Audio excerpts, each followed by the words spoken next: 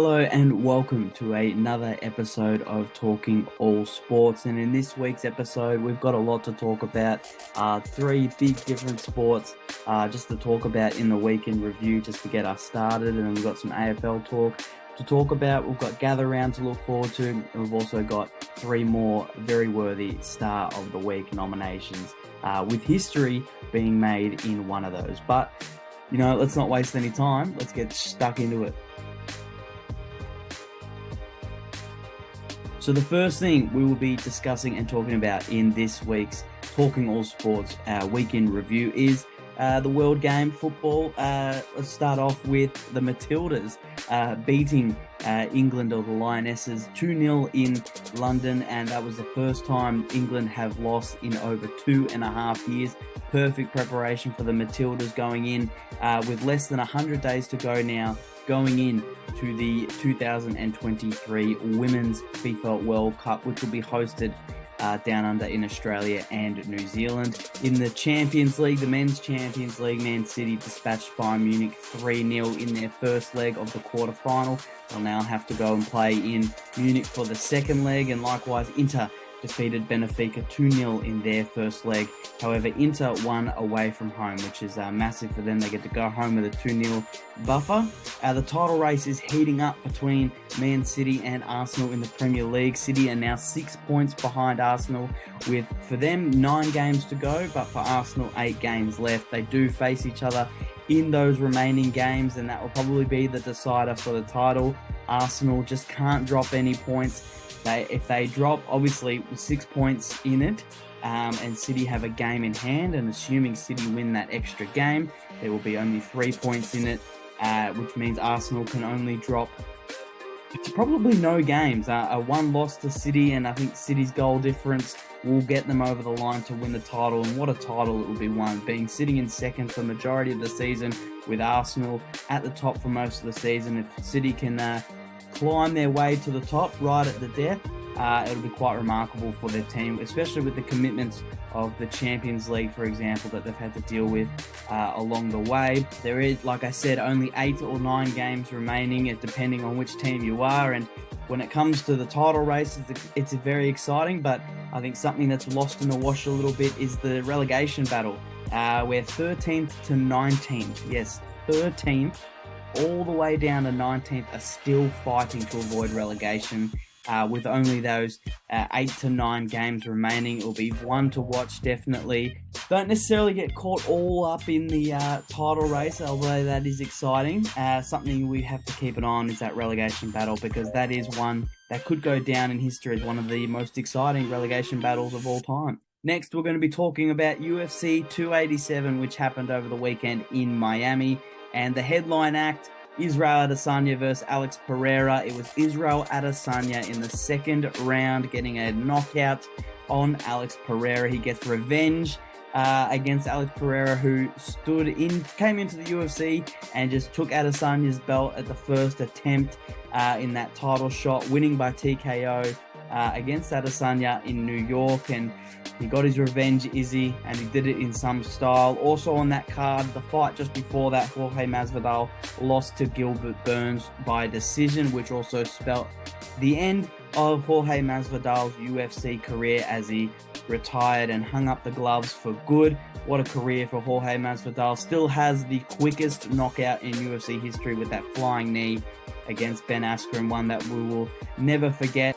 Rob Font and Kevin Holland recorded impressive TKO /KO victories in the prelims as well. And Raul Rosas Jr., the Mexican youngster, who's only 18, and there's a lot of hype around him. He suffered his first defeat on the weekend in his loss against Christian Rodriguez by a decision, and barring the first round, Christian Rodriguez's performance was outstanding. Controlled the fight, made Raul Rosas look second fiddle to him, and was very good from the second round onwards, and great momentum going into the decision, and thoroughly deserved decision for Christian Rodriguez to get another victory as he works his way at potentially, in the long run, getting a title fight of his own. And next we're going to be talking about is the NBA, as that season is starting to heat up a little bit. We've got the play-ins that have just started, and By the time I've recorded this, only 2 of the play-in games have been done, one for the Eastern Conference, one for the Western Conference, and the Lakers and Hawks, the LA Lakers and Atlanta Hawks, have successfully advanced to the playoffs via their play-in victories. Now that means the Timberwolves will now face either the winner of the New Orleans Pelicans or the OKC Thunder, and for the Heat on the Eastern Conference will face the winner of either the Chicago Bulls or Toronto Raptors. Exciting playoff matchups to look forward to. However, we've still got the Sixers v Nets, Cavs v Knicks, now Celtics v Hawks, and we've got Grizzlies v Lakers, Kings v Warriors, and Clippers v Suns, all to look forward to in the first week. However, I pose the question to you, who do you think's going to win the 2022/23 NBA Championship? Drop your opinions and your predictions in the comments below. I'd love to hear who you think's going to win it from here, and get in early now so that when we see the winner is announced, if you are correct, you get bragging rights. Now we're going to be moving on to some AFL talk. We just had round 4 go over the weekend, an exciting round 4, and quite a few things to dissect. We officially have 0 teams left now without a win, which is fantastic. We never want to see a team winless, unless you don't like that team, of course. However, we still do have 2 teams remaining as undefeated. So with Geelong's win, yes, no teams left without a win. However, the 2 teams remaining without a loss are St Kilda and Carlton. St Kilda 4-0, Carlton 3-1-0, as they had that draw with Richmond in round 1. Like I said with the NBA, put in your predictions who's going to win the championship. Put in your predictions, which team will lose first, St Kilda or Carlton. St Kilda this week have Collingwood, obviously in the gather round. What a game, that's going to be the final game of the gather round. Carlton have Adelaide this week, and then in round 6, Anzac Day round, they face each other at Marvel Stadium, which will be interesting. Will they both be going into that game undefeated still, or will one of them have a loss? Potentially both have a loss. Or could Carlton have another draw and St Kilda have a draw? So who knows? Some teams I was most impressed with in round 4.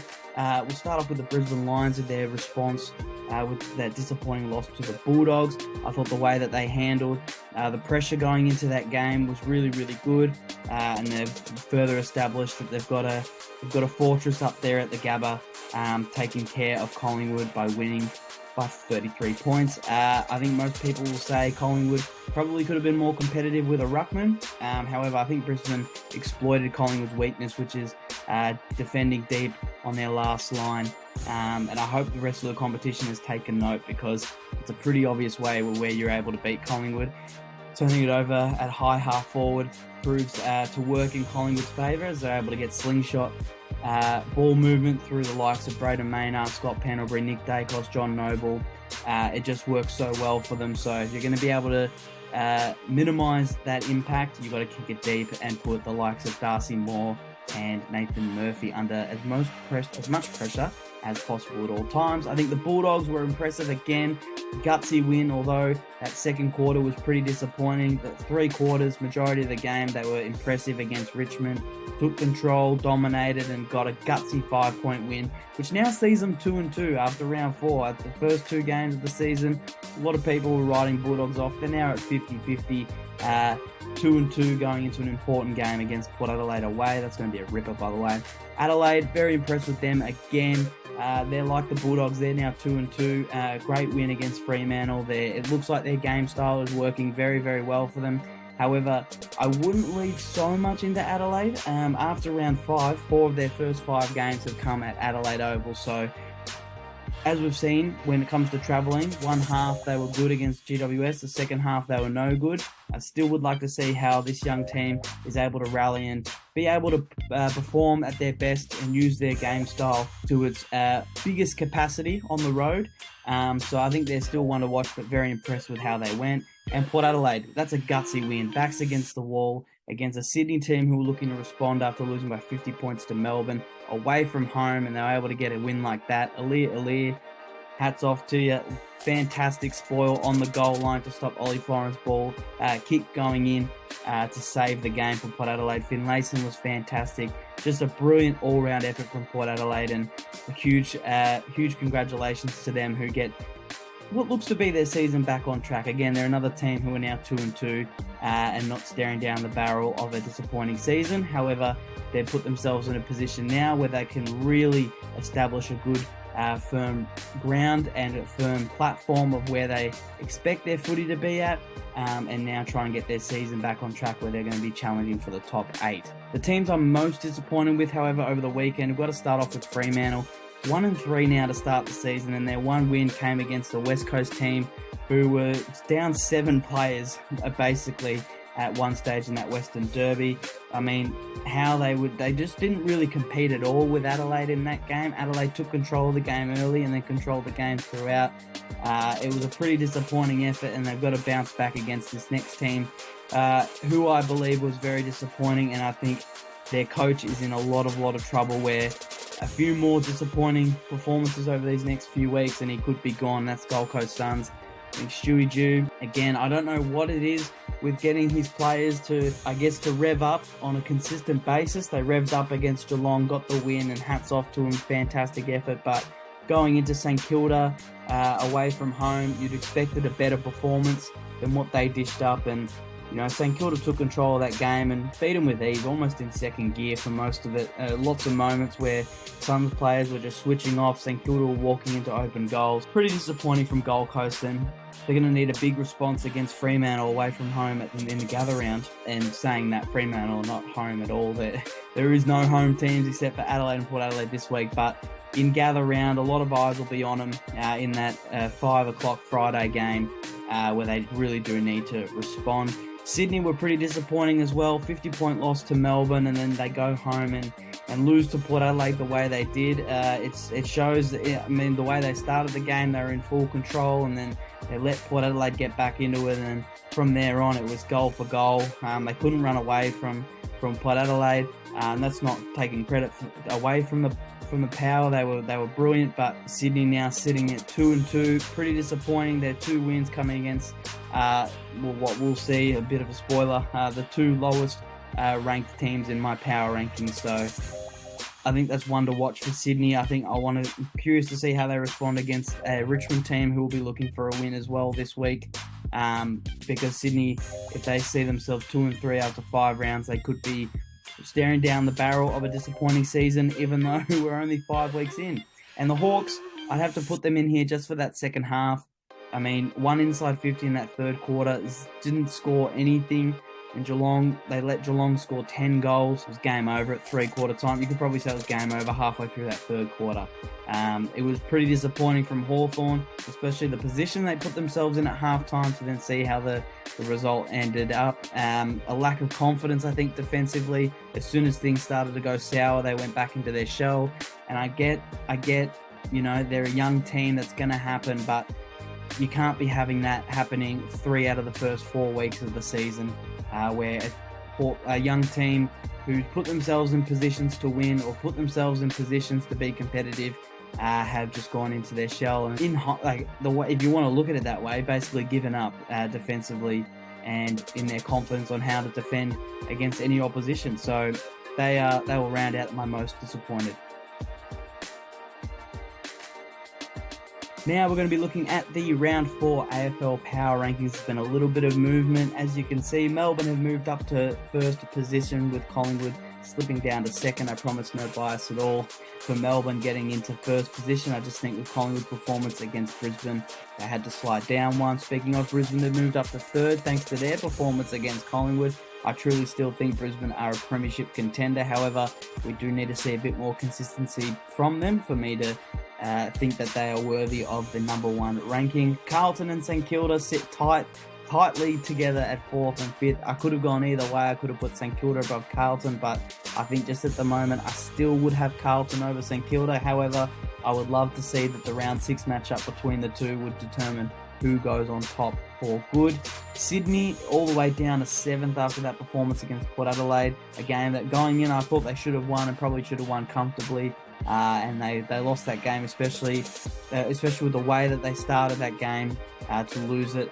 Pretty disappointing. Port Adelaide sit just underneath Richmond, and I could have put Port Adelaide above Richmond. However, I just held off for now because I still think Richmond, with the likes of Dustin Martin, Shai Bolton, Jack Riel's going to be coming back in, Dylan Grimes, Tim Taranto, Jacob Hopper. I mean, there's so many star players that give me enough confidence that Richmond are going to be contending towards the pointy end of the season. Adelaide moving ahead of Fremantle, and Fremantle probably the most disappointing team of the season so far. They're getting even closer to that bottom 4 position. However, North Melbourne, Giants, Eagles, Gold Coast and Hawthorn are all below them for now, and not much movement in that bottom 4 either. Now we're going to be moving on to Star of the Week, and the first nomination, it's the first one from the UFC to get a Star of the Week nomination, and it is the main event winner, Israel Adesanya. Obtained revenge in probably the most fitting way by knocking out Alex Pereira in that celebration with the 3 bow and arrow shots and then snapping it on his leg. Was a great way to get revenge over Alex Pereira and top off a impressive knockout victory.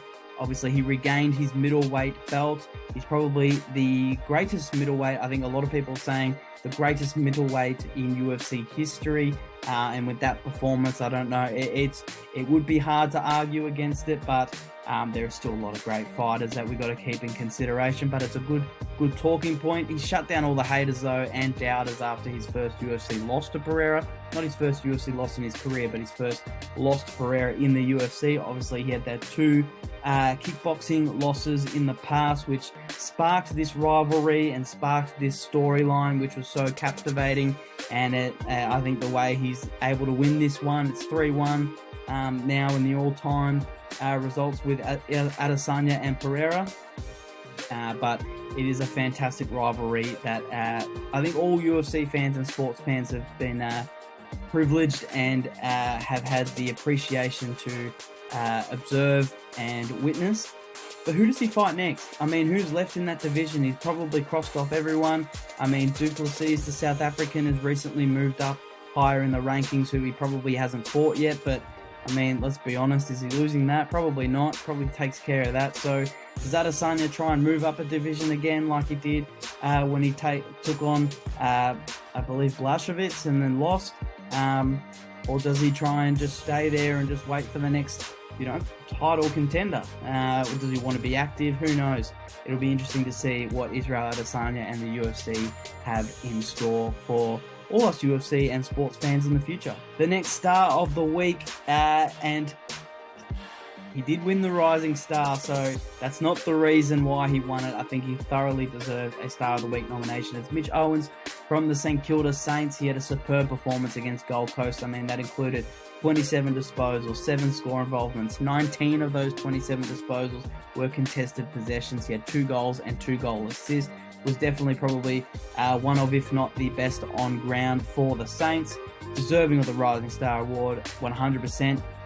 And the question I put out to you guys, is he the Saints' most improved player this year? I think, in my opinion, probably. We've seen the likes of other role players step up. New recruits, Liam Stocker has looked great in Saints colours. Caminiti, Filippo have made a spot of their own, even though with the absence of like Tim Membry, Max King, who would probably slot straight in ahead of them, unfortunately. They've made it hard for Ross Lyon to make those decisions. I mean, Tim Membry's rumoured to be a potential chance to play this week. Who does he drop? Who comes out for Tim Membry to come in? It's great for Saints fans. It's a great selection headache for St Kilda to have.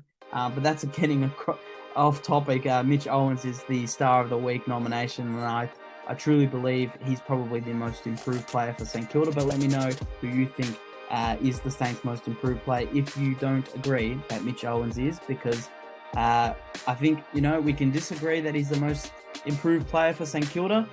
We could probably argue most improved player in the comp, but I don't think we can disagree or argue about the fact that he deserved a Star of the Week nomination.